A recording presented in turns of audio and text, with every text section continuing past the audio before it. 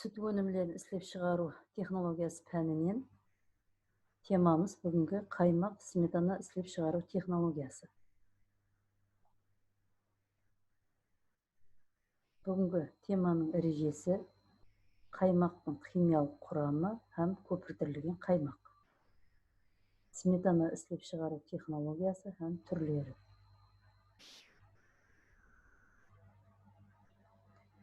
Қаймақ сепараторлар жәрдемінде сүтті қаймақ һәм майсыз сүтке ажырату процесінде алынады.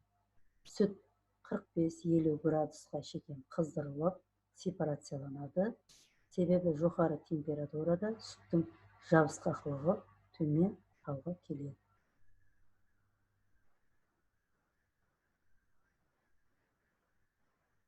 Сепараторлардың жұмыс режимін һәм сүттің температурасын өзгертіп, әртүрлі майлыққа ие болған қаймақларды алу мүмкін.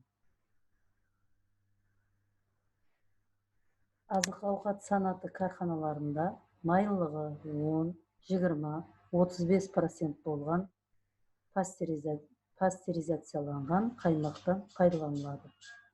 Қаймақтың құрамында майдан басқа 2,5-3,4% белок, 3,0-4,2% лактоза, 0,4-0,6% минерал затлар бар. Қаймақтың тек арғы бөлегі сметана һәм сары май істеп шығаруда майлығы 10 һәм 20% болған қаймақты болса тұтынуға жібереді.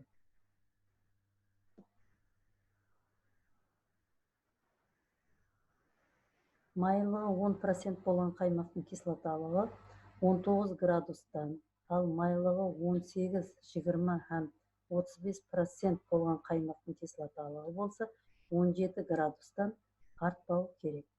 Пастерленген қаймақты 20 градуспен жоғары болмаған температурада 36 сағат, ал стерленген қаймақты болса 20 градуста 30 күн сақлау мүмкін. Көпіртілген қаймақты даярлау үшін қаймақ 85-96 градус температурада стерилизацияланады.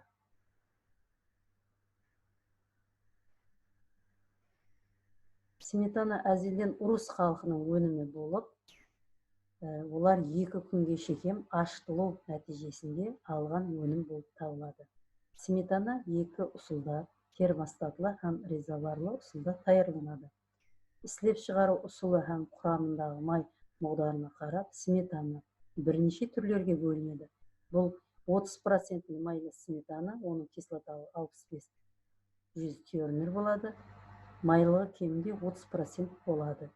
36% майлы сметана пастерленген, сүт қою консистенциялы, сарғыш реңді, кислоталығы болса 65-90 тернерден аспау керек. Енді 40% майлы әуеске даярланған сметана болса, оның кислоталығы 55-90 тернер болады. Пархезбап сметанасы, оның құрамында витамин В, витамин С, витаминдер қосылған алда 10% майлы етіп даярланады. Олардың кислоталығы 70-95 тернер болу керек. Сметана даярлаудан алдын қаймақ пастеризацияланады. Пастерлеу 92-95 градус температурада 15-20 секунд, ямаса 84-88 градус температурада 2-10 минут алып барылады. Пастерленген қаймақ 60-70 температурада суытылады. Сметана тойымлы өнім болып, оны іштейі жаман һәм ауқат сіңуі қиын, кемқалдықпен ауырған кеселділерге жеуге мәслихат етіледі. Сметанада холестерин менен бірге лецитин деген май тәрізді затлар көп мықтарда бар. Бұл зат атеросклерозды алдын алуда жүдә үлкен әһәмиетке ие. Сметана сыпатының әһәмиеті жүдә үлкен. Жақсы сыпатлы сметана пастерленген өнімге сай, дәмі, иісі, бір жыныслы консистенциялы, қоюлығы бір тегіс, жылтырақ көріністі болу керек. Сметананың кислоталығы 65-125 тернерға тең.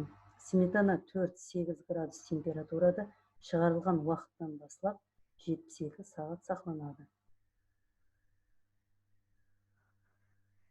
Жұмақлап айтқанымызда, сметана һәм қаймақ өнімдері инсан организмі үшін жүдә пайдалы болып, әр күнде жеу азықлық өнім есабында күнде пайдалану шарт.